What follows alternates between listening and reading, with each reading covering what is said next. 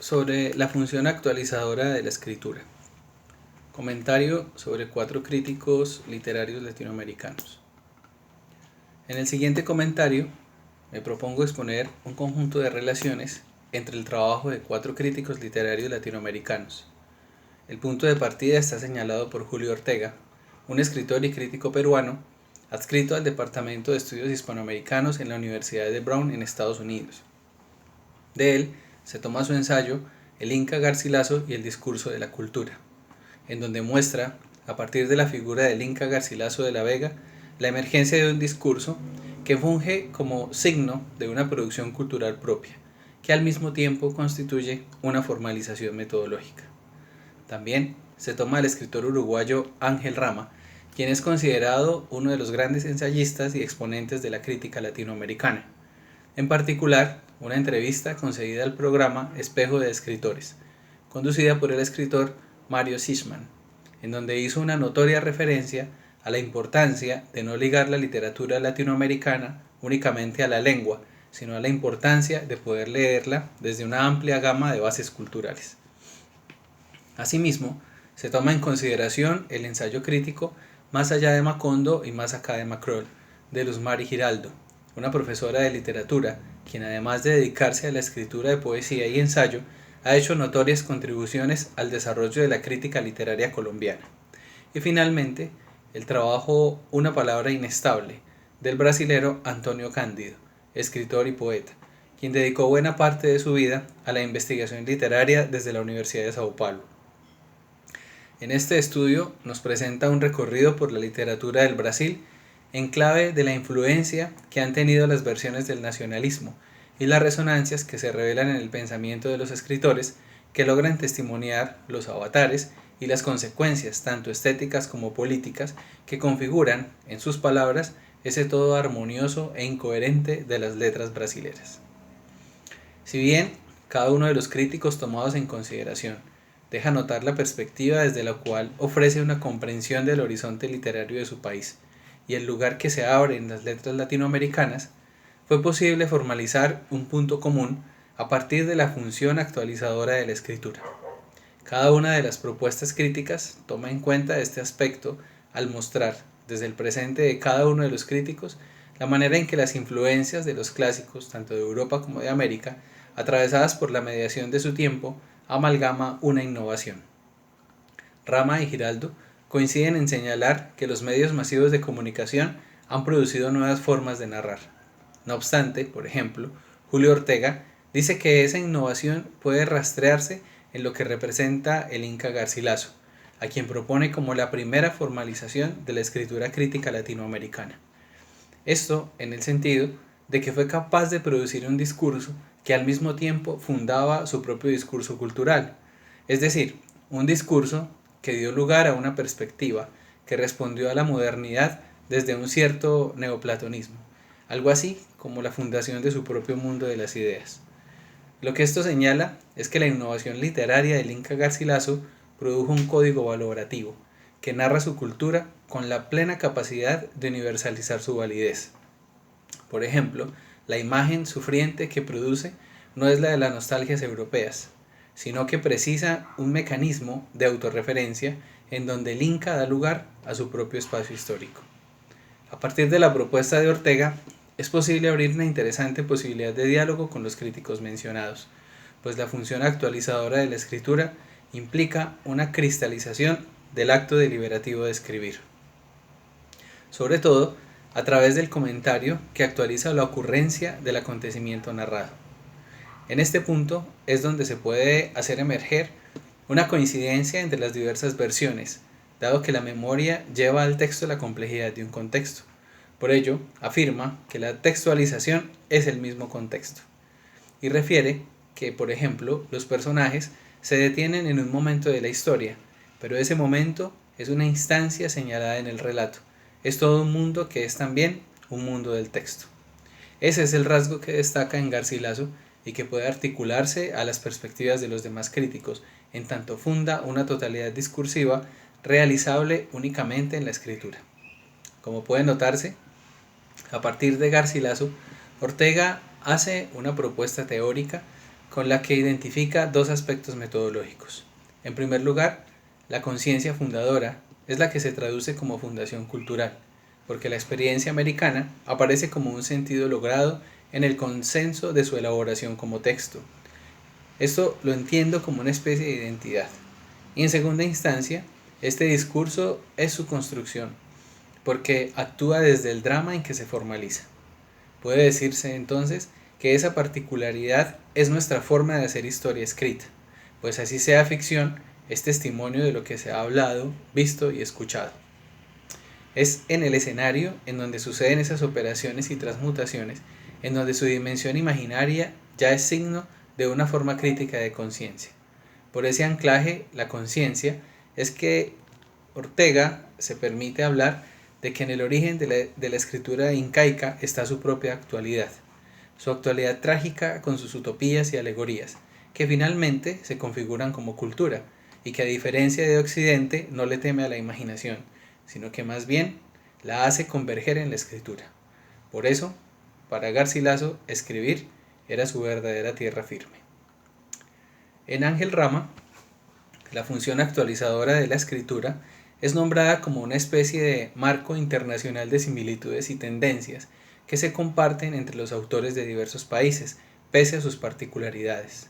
Afirma que si bien la cultura es movida por una pulsión de homogenización, la pregunta por la identidad latinoamericana es más bien el efecto de una ruptura en la continuidad de la historia.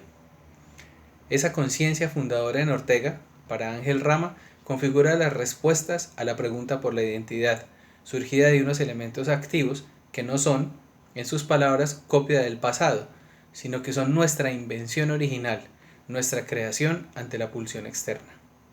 Esa invención, realizable en la escritura, es la forma de materializar la imaginación. Ahora bien, Rama toca un punto que Ortega, así como los demás críticos, dejan de lado, y tiene que ver con los efectos del mercado sobre la literatura.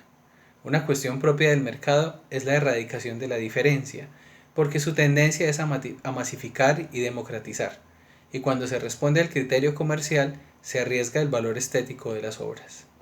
Ahora bien, volviendo a nuestro crítico y a su propuesta, es necesario destacar que identifica dos tendencias en los escritores. Por una parte están los cosmopolitas, y ahí ubica a Borges como su representante. Y por otro lado están los que nomina como transculturadores. Son los que trabajan en la interioridad de las culturas y comunican el acontecer de su conglomerado social.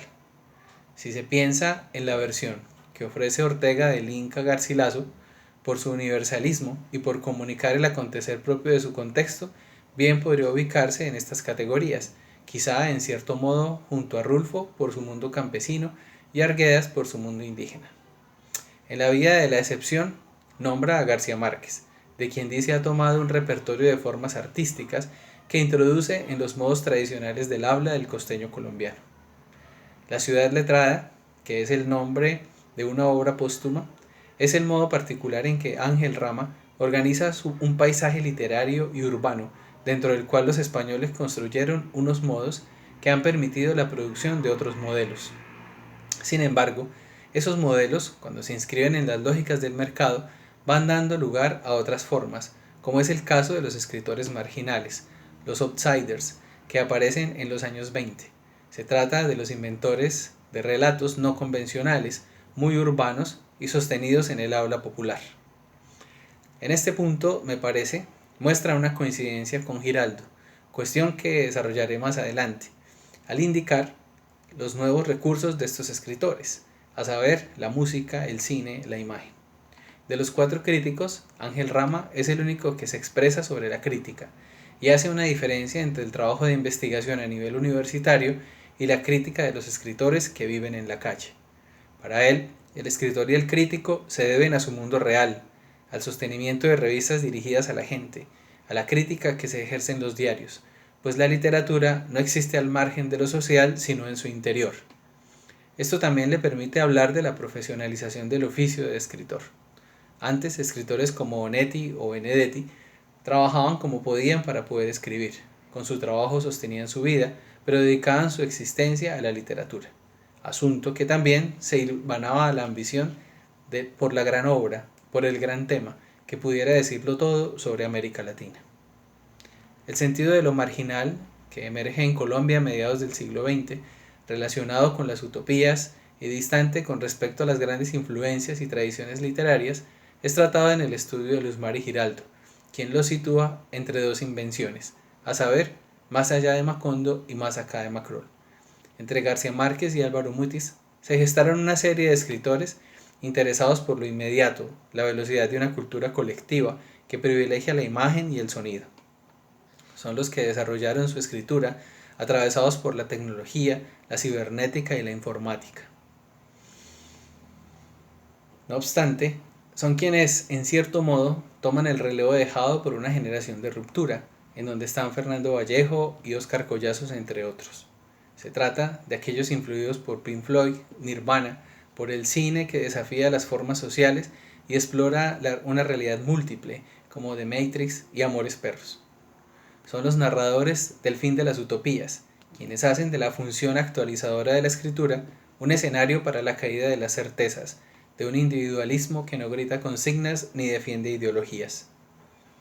Son quienes se sitúan en un marco de similitudes y tendencias, como diría Rama, armado con los restos de la desintegración de los valores legados de la modernidad, la invasión de un lenguaje estándar que narra en el presente de una forma mucho más abierta y múltiple, en un esfuerzo por capturar el habla del hombre contemporáneo.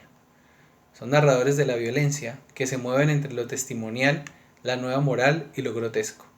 Es una narración que amalgama la sicaresca y el relato negro policial. De ahí destaca a Sergio Álvarez con La lectora, Perdón es cuestión de método de Santiago Gamboa y Satanás de Mario Mendoza, entre otros. Para Luz Mari Giraldo, esa literatura no constituye una invitación a la meditación, sino un medio para la consignación de lo truculento. No son escritores eruditos, sino los que llegan tarde a los debates, los expulsados de las pesadillas, cada vez más lejos de Macondo y de Macrol. El último de nuestros críticos es Antonio Cándido, más interesado en una crítica que se desliza entre las manifestaciones literarias y sus anclajes en la política y la historia de su país. Hace una crítica de los relatos idílicos que exaltaban la simiente de un nacionalismo basado en un gran territorio, bañado por el río más grande del mundo, de tierras fértiles y pródigas. Ese es el tema de Alfonso Conde Celso, quien en la máxima exaltación del orgullo brasilero también hacía el arte de la máxima ingenuidad. Para Cándido, ese eufanismo no es más que una visión tonta y peligrosa que velaba la época de los tiros de guerra, que venían gestando un patriotismo nacionalista. Esto también permitió la emergencia de escritores como Silvio Romero y Euclides da Cunha, quienes mostraron el reverso de los idilios nacionalistas y con una mirada al interior narraron la miseria y la crueldad de la represión militarista que ostentaban las clases dirigentes. Si pensamos esto desde la categoría de Rama, ellos serían transculturadores. Este giro significó la destrucción de las versiones ingenuas de Conde Celso por la garra de una verdad callada y deprimente. En este caso, la función actualizadora de la escritura se movía entre el furor ideológico de un nacionalismo balavido y un marco de similitudes y tendencias propio de una América Latina sometida por la opresión de caudillos locales, herederos de opresores extranjeros. Del campesino abandonado, como resto de estas gestas nacionalistas, se encargó la escritura de Monteiro Lobato, quien siguió la línea de la desidealización del nacionalismo. Para nuestro crítico, la palabra nacionalismo desató un doble sentido. Por una parte, cierta exaltación patriótica, y por otra una visión amarga y más real, que era la vida de la gran mayoría. En ese recorrido va Antonio Cándido mostrando el modo en que la actualización de la escritura se desliza entre la fatalidad y lo fantástico. Esta revisión crítica es toda una oportunidad de hilvanar las relaciones y las oposiciones entre literatura, historia y política como elementos que tejen un sentimiento llamado brasilidad, una palabra sospechosa, tejida de idilio y sadismo, de servilismo cosmopolita y cultural de la derecha y de las utopías memorables de la izquierda. En esta perspectiva, el crítico toma distancia y señala las formas que ha adoptado el nacionalismo a la brasilera, que se mueve entre la imitación de lo colonial y el rescate de lo propio, eso que es más bien oculto y objeto de vergüenza, y que al final hace de su narrativa un todo armónico e incoherente. Este recorrido por el trabajo de 4 notables críticos latinoamericanos, a partir de la función actualizadora de la escritura, permitió señalar diversas lecturas del fenómeno literario, así como una propuesta en la que cada crítico podía establecer unos criterios de organización de la escritura literaria de su contexto. Se notó cómo Ortega hace de Garcilaso de la Vega un paradigma de las primeras formalizaciones de la crítica americana, al formular un discurso sobre un contexto que es a la vez texto y contexto, un mundo de las ideas y una autorreferencia.